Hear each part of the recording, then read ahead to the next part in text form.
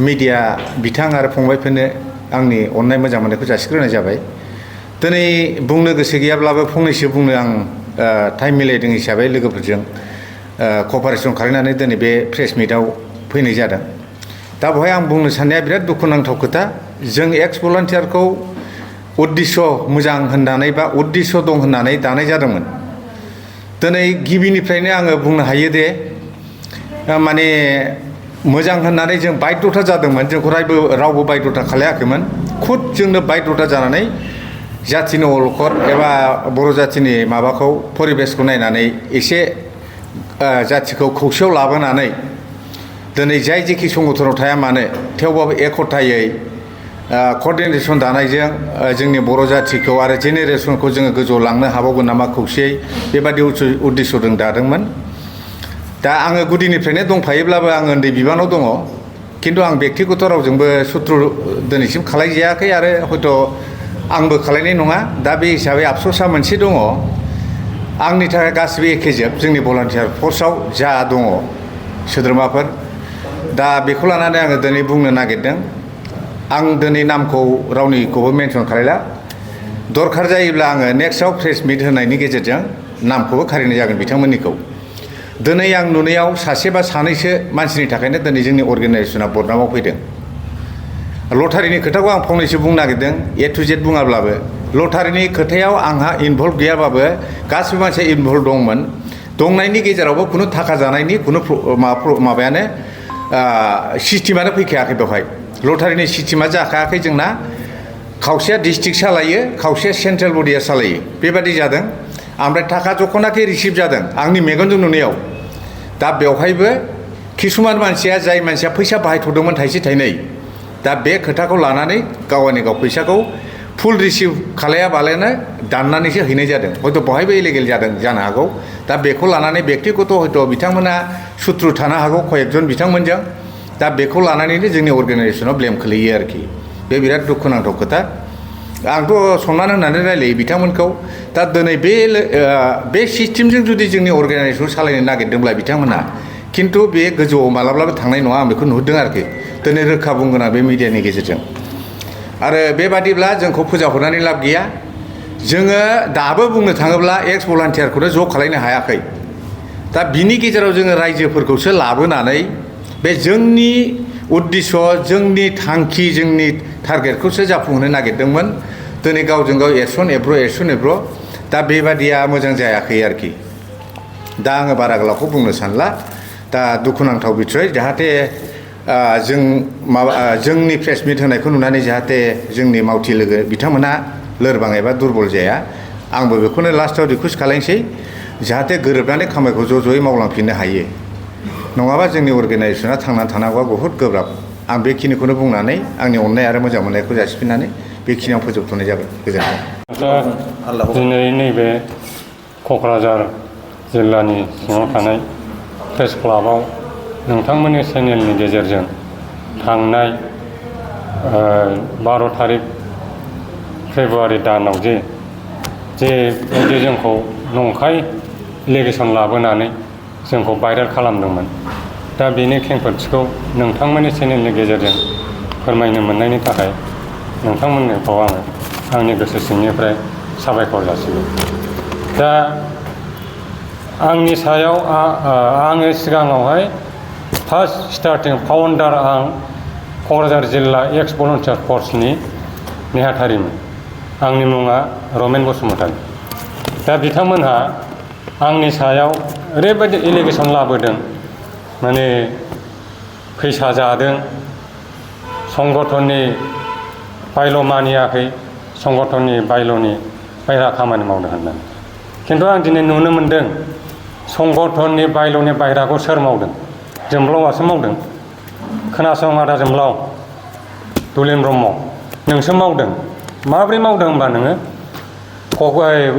बावरागुरिनिफ्राय गसाइगाव थांनाय लामा गेजेराव पेट्रल पाम्प दङ। बे पेट्रल पाम्पआव नोंसोरो थाव सोनायाव 1000 थाखानि थाव सोनानै फैसा होआखै नोंसोरो। जेब्ला पेट्रल पाम्पनि मालिकफ्रा बा कर्मचारिफ्रा फैसा होआखै होननानै नोंसोरखौ बुंदोंमोन, अब्ला नोंसोरो पेट्रल पाम्पनि बे कर्मचारिखौ दोखो दोखो बुनानै गारबोदों।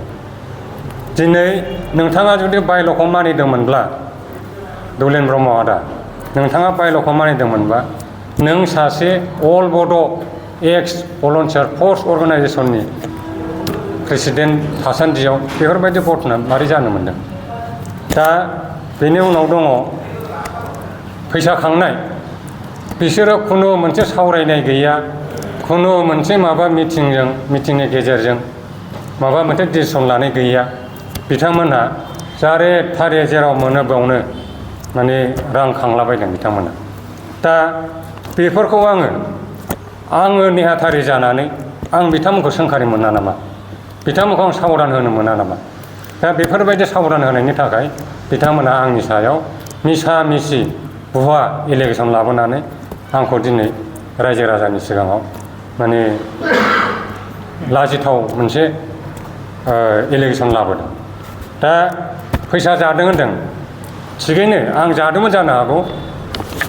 थबिन ब्रह्म बिथां आरो दुलेन ब्रह्म बिथां नोंथांमोनहा आं 17 मास कन्टिनिउ सालायबोनायाव आङो केसियारनिफ्राय बा रां कुबेरनिफ्राय आं बेसे बुरजा फैसा लाबोदों बिथांनि एक्सपेन्डिचार खातायाव आंनि नाम दं नामा आंनो लाबो। आंनि सिगनेचार होनाय फैसा लाबोनाय दङब्ला बे बिलखौ आंनो लाबो, आङो नोंथांमोननो दिनैनो दानो हरगोन। आरो आंनि आखाइयाव बेसेबां रां दं आं बेखौबो थन्ने थन्ने खिथानो हायो दिनै नोंथांमोननि चेनेलनि गेजेरजों।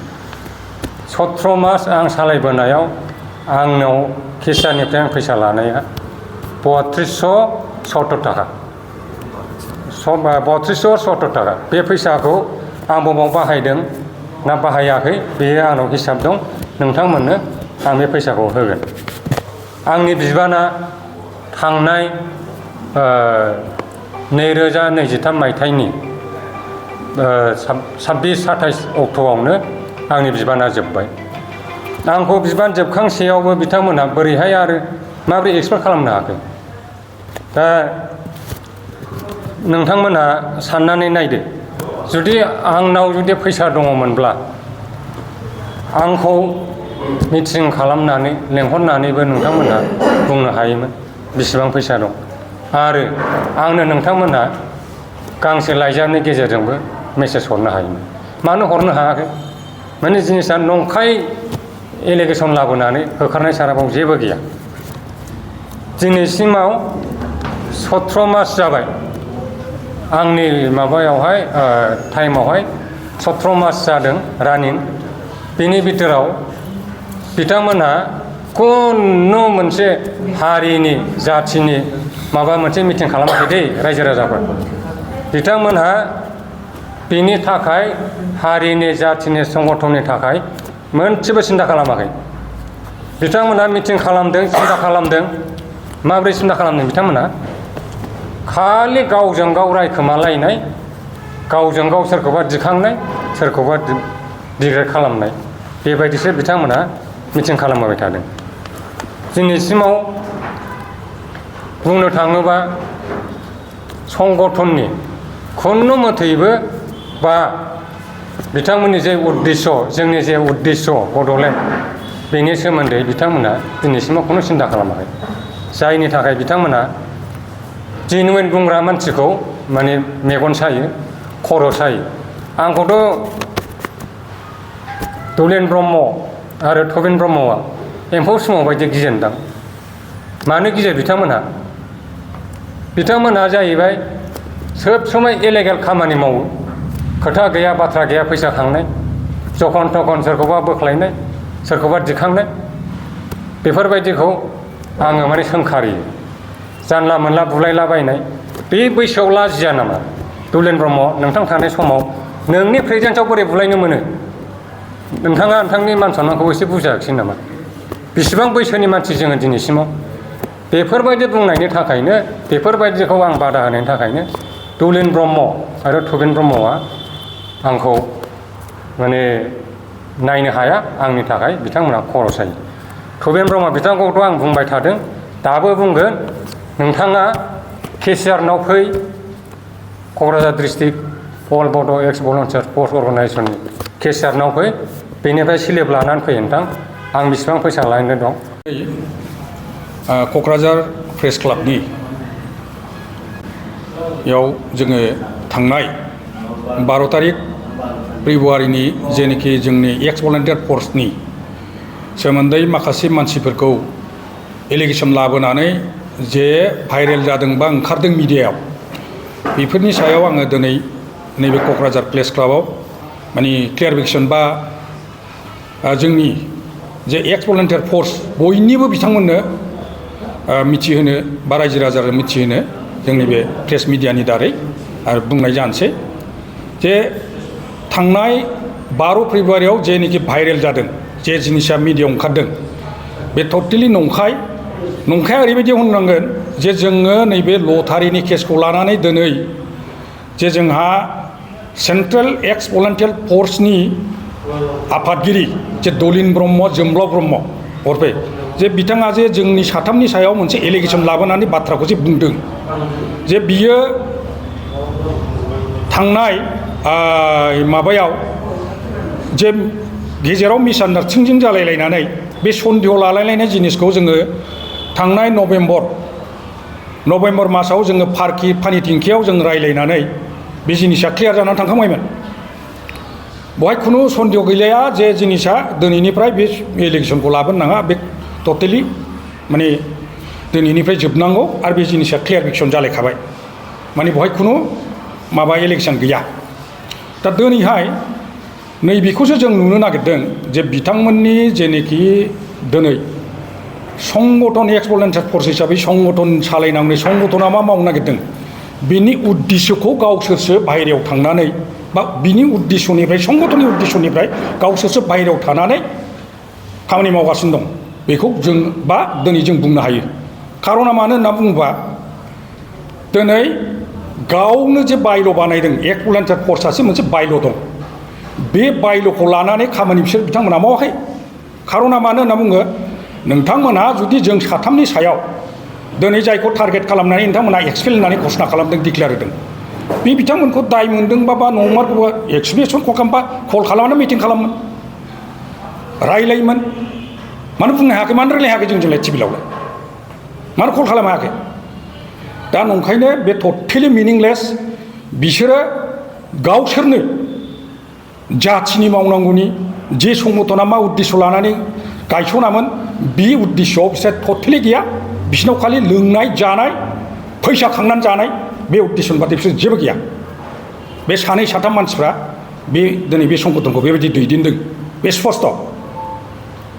दा आं बुंगोन ओंखायनो आं जोंनि एक्स भलन्टियार फर्स बिथांमोनखौ बयखौबो बे संगठनाव जायफोरनिखि थानाय मोनफ्रोमबो जिल्ला आरो दखरा बयनिबो जे जोंनि जायफोर वार्कारफोर दं आं दिनै खावलायनो लुबैदों नैबे प्रेस मिडियानि गेजेरजों जे जोङो नैबे संगठनखौ जोङो मोजाङै दैदेनलांनांगौ। जोङो दिनै माखासे जे टटेलि माने नंखाय रावजों जे माखासे माने माबाफोरखौ मिसलिड खालामनानै जे संगठनखौ दैदेनलांनो नागिरदों बेबायदि मानसिफोरखौसो जोङो दिनै माबालांनांगोन खख'लांनांगौ आंनिबा आं दिनै बे प्रेस मिडियानि गेजेरजों बिदि बुंबाय। दिनै जुदि नैबे साथाम जायफोरनाखि एक्सपेल होननानै घोषणा खालामदों आफादगिरिया मा दाय बेखौ नोंथांनि कलिगफोरखौ लानानै नों रायलायमोन सेन्ट्रेल कमिटियाव नोंहा बेसेबां दंमोन डिस्ट्रिक्ट लेभेलनिखौ लानानै नों रायलाय थारमाने उद्देश्यआनो फिसा गैखाया संगठनखौ सालायलांनायनि बिसोरनाव उद्देश्य गैया बेखौ नाम लानानै माबा मोनसे घटना खालामनानै जानायनि बादै बिसोरनाव जेबो गैया उद्देश्यआ बे जायाव आङो दिनै खावलायगोन आरो आङो बेखिनि आरो नैबे मोनसे जिनिसा नैबावबो जादों आङो बेखौ गमामायै बुंनांगोन बा आं बुंनो नागिरदों दिनै जोंनि एक्स भलन्टियार फर्स बिथांमोननो जे जेनोखि बिसोरो बिथांमोनहा नैबे इलेक्सनखौ लाबोदों जानो हागौ जे जोङो डेट बिसोरो दिल्ली प्रग्राम लादोंमोन बे थांनाय थारिखखौ बावबाय आङो बिसमुरियाव क'क्राझार जिल्ला 19 तारिख जे थांनाय माबानि जानुवारिनि 19 तारिखआव क'क्राझार जिल्ला एक्स भलन्टियार फर्सनि वार्ड टेकिं लादोंमोन। बे वार्ड टेकिं सेरेमनियाव बिथांमोना मोनसे डिसिसन लादोंमोन जे जोङो फैगौ लास्ट सप्ता फेब्रुवारि दानाव जों दिल्लीयाव थांगोन। खुनु तारिख थुरिख गैया, तारिख थुरिख घोषणा खालामाखै बा तारिख थुरिख जेबो लायाखै बिथांमोनहा। ओरैनो मौखिक भाबै रायजो राजानो बा आन्सलिक दखरा आफादाव बिथांमोना स्टिक बिलाइदों जे जोंनो दिल्ली प्रग्राम लादों लास्ट फेब्रुवारियाव, जोङो बेहाय जोंनो कालेक्सन हरनांगौ। दा बहाय जोंनिफ्राय बा जोङो बहाय थानाय मानसिफ्रा जों होनदोंमोन, बिथांमोनखौ जों खावलायदोंमोन, जों रिकुवेस्ट खालामदोंमोन जे फेब्रुवारि दानाव लास्ट फेब्रुवारि दानाव जों दिल्लीयाव थांनानै लाब गैया। बहाय खारन जों बे समाव पारमिसनबो मोननाय नङा आरो बे समाव इलेक्सननि दोहौ फैनोसै, बे समाव जों दिल्लीयाव थांनानै मा मोननो। बे जिनिसखौबो जोंनिफ्राय जोङो बिथांमोनखौ बुंनाय जादोंमोन। हयथ' बिथांमोना बे गेजेराव उद्देश्यआ मोजां नंखाया नालाय, बे उद्देश्य मोजां नङैनि थाखाय बिथांमोना बेखौ दुखु मोननानै नैबे जोंखौ रिपिट जोबनानै थांखानाय माने माबाखौ रिपिट एलिगेसन लाबोनानै दिनै बिसोर प्रेस मिडियायाव बुंदों। बेखौ जों नुनो मोनो आरोखि। दा ओंखायनो आं खावलायदों बहाय खुनु कनफिउजन जानांगौ गैया बा खुनु नंथारै जिनिसखौ बिथांमोना बुंदों। दा बेखौनो आङो जोंनि रायजो राजा आरो एक्स भलन्टियार फर्स बिथांमोननो आङो बयनोबो बा आंनि क्लियारिफिकेसन आंनिफ्राय आं मिथिहोनानै बा आंनि क्लियारिफिकेसनखौ होनानै आंनि बुंनांगौखौ आं बेहायनो फोजोबबाय। गोजोन्थों। नमस्कार आरो गोजोन्थों लोगोफोर। दिनै क'क्राझार जिल्ला प्रेस क्लाबनिफ्राय जोङो थांनाय 12 तारिखआव एक्स भलन्टियार फर्सनि जि माने दुखुनांथाव मोनसे निउस नुदों, बिनि थाखायनो जों बेखौ रिप्लाइ होनो थाखाय ओंखारनाय जाबाय। दिनै आं बेखौनो बुंगोन, आंनि खुगानिफ्राय जों आरो बोफ्लेनाय बा गावफ्लेनाय बा गोदाव सोराव जानाय आं बे भाषाखौ बुंनाय नङा। बे दुर्भाग्य दुखु नांदों। जों एसेबां खस्थ' खालामनानै बे बिथांमोनखौ लानानै जोङो न' थाङै थाङै बिथांमोनखौ ज' बुथुमनानै जों मोनसे माहारिनि आद्रा थालांनाय खामानिखौ मावनो होननानै बे बोराय अबस्थायाव ज' मोनसे प्लेटफर्म बानायनानै जोङो जोंनि इनकमप्लिट खामानिफोरखौ मावफुंलांनो होननानै मोनसे रायलायलायनायनि गेजेरजों जोङो जाथिनि खामानिखौ मावलांफिननोसै होननानै जों ज' जानानैसो बेफोरखौ साननानैसो जों एक्स भलन्टियार फर्सखौ दानाय जादोंमोन। आरो दिनैबो जोङो दङ थिगैनो। जों बै समावनो बुंखादों जे जों बैसोआ बोरायबाय, जोंनि थाखाय गासिबो जिनिसा सम्भब नङा। जोङो बर' माहारिनि जेसेबां दल संगठन दङ बिथांमोनजों ज' रायलायलायनानै जोङो आन्दलनखौ खालामलांगोन होननानैसो जों बुंदोंमोन। दा बेवहाय जों हारसिं हाला बेहाय दुगा दुनानै जों जेबो मावनो नागिरखायाखै। दा गतिके दिनै माने जोङो माखासे जोंनि गेजेराव बेले बेजे जानायखौ नुनानै जों सिरि थादोंमोन। सिरि थानायनि उनावबो आरो जि भाषाफोरखौ रायलायदों बेफोर भाषाखौ खेबसे रायलायनानै फोजोबखांबायमोन। दा बेखौ गोदानै बिदि उग्लायफिननानै सोरखौबा बिदि बरनाम होलायनाया थिग जायाखै। दा लोगोफ्रा थिगैनो था, जों माने गेब्लेनायखौ लुबैया, जोंनि खुगानिफ्राय सब समाय ज' जानायखौसो जों खावलायगोन। आं दाबो आसा खालामो जयैनो मावलांफिननो हागोन आरो मोजां साननाय हनायजों जोङो संगठनखौ गोरा खालामलांफिननो हागोन होननानै आं आसा थिनानै बेखिनिखौनो मेसेज नोंथांमोननिसिम हरनाय जाबाय। गोजोन्थों। एलिगेसना माने जोंखौ संगठननि रुल मानियाखै होननानै बुंदों, बबेबा लटारिनि फैसा जाख्ल'दों मादों होनदों। दा बे सोमोन्दैयै आंथ' फैसा थाखाखौ दाङाखै, आं बे समाव वार्किं प्रेसिडेन्टमोन। दा गतिके थाखा फैसानि हेन्डलिंखौ जोंना सेन्ट्रेल केसियारानो खालामो। बिथाङा बे बेलायाव बे खोथाखौ बिथाङानो क्लियार होथोंसै। मोनसे फोसावथाय 2024निफ्राय 2025 मायथाइनि ड्रिम किन्डारगार्टेन प्रि स्कुल काम क्रिट सेन्टारनि मुं थिसननाय हाबाफारिया सोलिगासिनो दङ। क'क्राझार सहरनि साखाथियाव थानाय एबा देबोरगाव बड'लेण्ड मुलुगसोलोंसालिजों नांजाबनाय गियानपुरियाव गोदानै ड्रिम किन्डारगार्टेन प्रि स्कुल काम क्रिट सेन्टार बेखेवदों। जायफोर बिमा बिफाफोरा सानसेथोलो गाव गावनि उन्दै गथ'फोरखौ नोजोर खालामस्लाबनो हाया एबा साख्रि बाख्रिफोराव बेस्थ' जानानै थायो, बैसोर बिमा बिफाफोरा गावनि उन्दै गथ'फोरखौ गियान होनायजों लोगोसे 2 बोसोरनिफ्राय 5 बोसोरनि गथ'फोरखौ बे ड्रिम किन्डारगार्टेन प्रि स्कुल काम क्रिट सेन्टाराव सोलोंथाइ होनो हागोन। बे फरायसालियाव गासै सुबिदाखौनो फरायसाफोरानो मोनफुंनो हागोन। सुबिदाफोरनि गेजेराव दं फान learning, different types of co-curricular activities, age appropriate curriculum, sensory experience, बेनि अनगायैबो holistic development, safe and free learning environment, daily weekly activity record, nature corner, live CCTV security, emergency fire safety as well medical kit, air conditioning facility. बेफोर सुबिदाफोरखौ गासै फरायसाफोरानो मोननो हागोन। बिनि अनगायैबो नोंथाङा गोबां बाथ्रा मिथिनो थाखाय नैबे 8634545487 एबा 9101156459 जानबुं नाम्बाराव फन खालामनानैबो खौरां लाहरनो हागोन।